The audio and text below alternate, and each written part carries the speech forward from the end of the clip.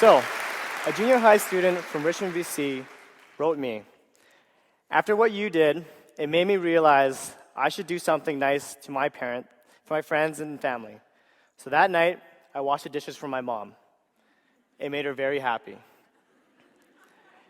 If you're wondering why I'm receiving letters from students across the country, apparently inspired by my actions, did you hear the story about that speed skater at the Olympics that gave away his spot to his teammate because he thought he had a better chance to win? And then that teammate went on and won a silver medal for Canada? Before you get too excited, no, I'm not the guy that won the medal. Sorry to disappoint. I'm the other guy, the one that gave up his spot. And what has happened since that moment has become something so much bigger than myself, my teammate, or the gesture. It has evolved into something even bigger than winning an Olympic medal, which, going into the month of February, I thought was the single most important thing I could ever accomplish. That idea is generosity. An idea so simple, yet in today's society, teachers, employers, coaches, and the media are constantly bombarding us with this drive to be excellent. And it can be hard to see past just the potential consequences for yourself. I want everyone to take a moment and think about a moment in their life when they've had to make a decision between what was for the best and what seemed to be in the best personal interest of themselves. And the two are in complete opposition of one another. Does everyone have a moment? If you don't, that's okay. We make these decisions so fast that we rarely get to hold these opposing ideas in our mind long enough that it actually creates a struggle, a dilemma. We make these decisions based on this tug-of-war between feeling and thinking through our experiences, how we were raised, what we've seen, heard, and felt as we've grown up. These experiences make up our decision-making core. And for myself, that core largely comes back to my family and the decision and the values that they instilled to me. My parents, great people, love them to death. They're Filipino immigrants, and growing up, neither of them had very much money. At the age of 16, my dad had to quit school to go work in the sugarcane fields to help provide for his family.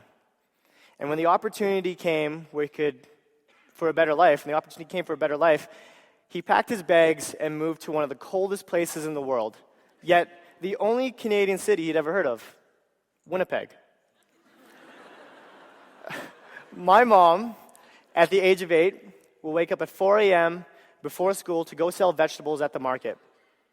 Upon arriving in Canada, she resumed her education and worked 2 jobs in a different language. But why did they do that? Or I guess a better question, how? How were they able to sacrifice so much for, a pipe dream? I came across this quote that really resonated with me, and it said, "The greatest untapped source of motivation is a sense of service to others." My parents didn't come to this country to get rich and live happily ever after.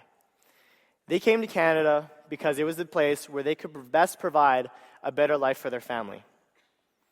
And so they worked and worked and worked some more until my dad's parents and 7 siblings and my mom's mom and 6 of her siblings called Canada home. It was through this example, my parents created a sense of purpose for myself through hard work, sacrifice, and thinking beyond what you as an individual wanted. It was the idea of sense of service that formed the DNA of my decisions. But although these values were very part of my nature, I was nurtured in the world of elite sport. You ask any high-performance athlete what it takes to be the best in your discipline is a ruthless and relentless drive that in many ways is very selfish. Excellence in every step. That was our team motto. And looking at it from a high-performance perspective, it meant that every aspect of our lives was geared toward achievement and success. And any deviation off that path could prove devastating days, weeks, months, if not years later. And although we trained as a team, ultimately, if you wanted to be the best, you had to be willing to put your ambitions ahead of everyone else's. In an athlete's world, gold holds more weight than blood. And in the past 4 years, I have missed birthdays, anniversaries, weddings, even funerals. My dad was turning 65. Where was I? Salt Lake City, Utah, preparing for the World Sprint Championship. My grandmother's funeral. Insel, Germany, skating a World Cup. And even when I was there, I wasn't there.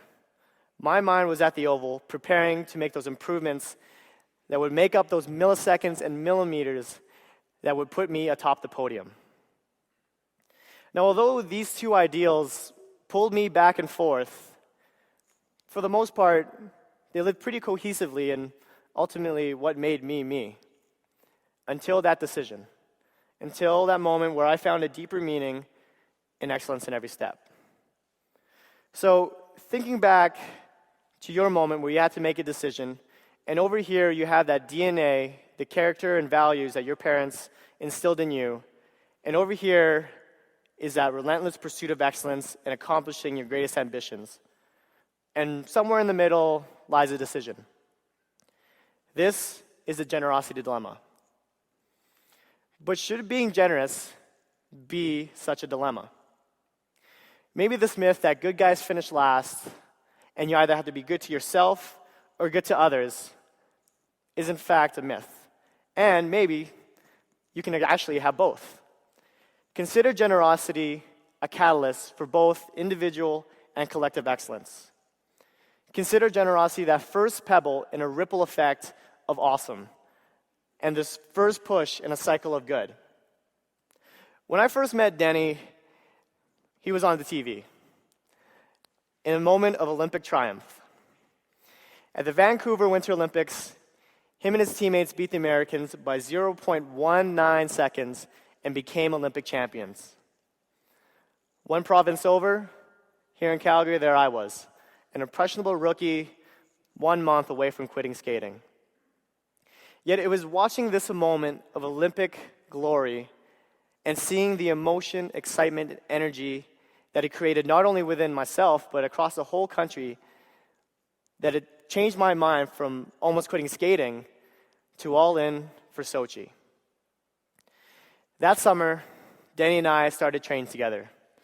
In the next 4 years, it was through the mentorship of my coaches and teammates like Denny, I was able to achieve and accomplish the things I did. World Cup medals, sponsorships, prize money. I owe a lot of that to the people who generously donated their time to me and influenced me when I needed it the most.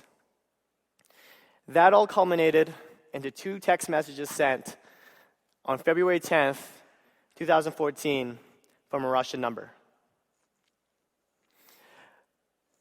I wanted to give Denny my spot because I want to give that moment that changed my life back to Canada. The result, obviously, is that silver medal that we were able to share with Canada and our team. But what goes around comes around. And for myself, instead of leaving the Olympics bitter about my results, which I guess kind of gets lost within the whole story. You know, I finished 10th in the 500 meter. I was able to leave Sochi with a positive experience and a new outlook on sport, and even more motivated moving to 2018. Oh, and I got this. A medal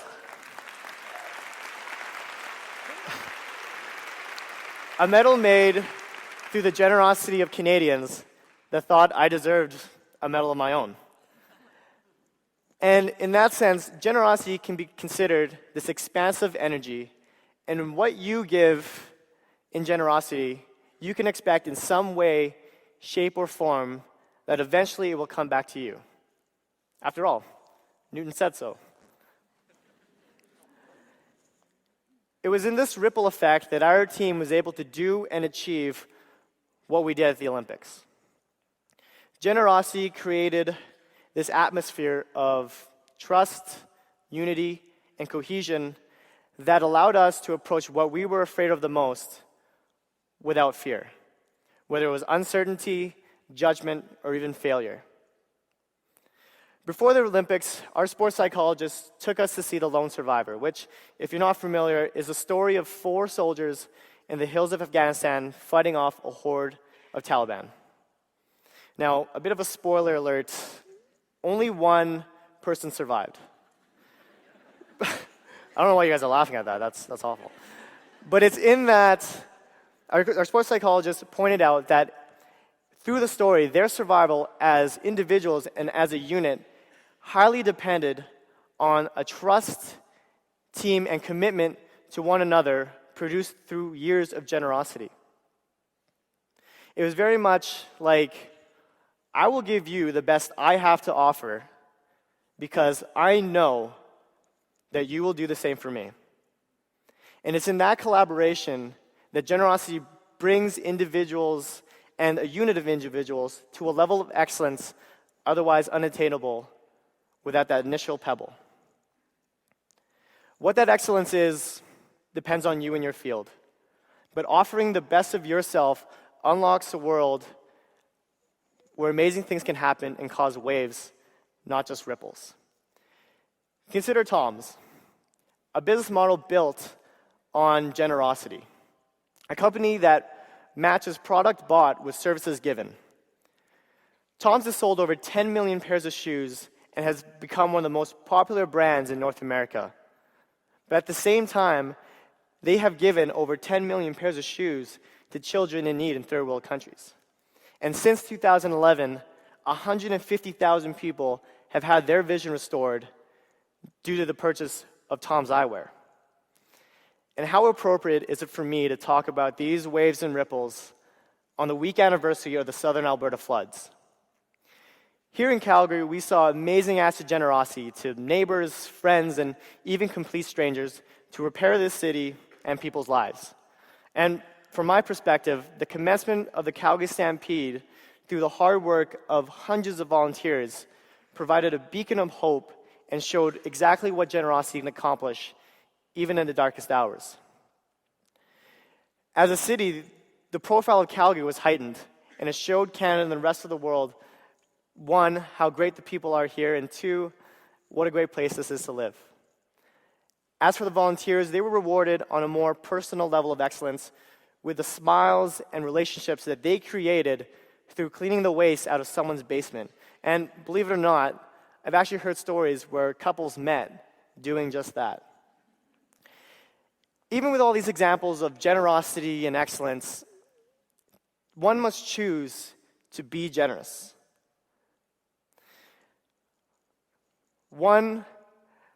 Choosing generosity isn't easy. It's a conscious, sincere act. Generosity is then a challenge. And in your moment, thinking back, was it a time when you challenged yourself to concede your individual ambitions? Maybe it was the right thing to do, maybe it was the wrong thing to do. In my moment, obviously what Denny was able to accomplish made it feel right. But it could have gone way bad, and I wouldn't be here standing in front of you. But it's in embracing that dilemma, embracing generosity, and owning the outcome, whatever it may be. So, coming back to that lone survivor and offering the best of yourself, I pose this question to you. What are you good at that you can share with others? In what way can you create excellence? And like you see, excellence comes in many shapes and forms on a personal level, professional, and Olympic. Maybe it's allowing your employees to take the afternoon off to go help somebody. Or maybe it's taking the time out of your busy workday to go volunteer somewhere. Or it's taking your kids to the food bank instead of that Sunday afternoon movie to teach them about generosity. Or maybe it's really as simple as taking someone out for lunch and sitting with them when they're down and out of luck. Or even simpler, choosing to wash the dishes. What that leads to, the possibilities are endless. But it all starts with that choice of being generous. Thank you.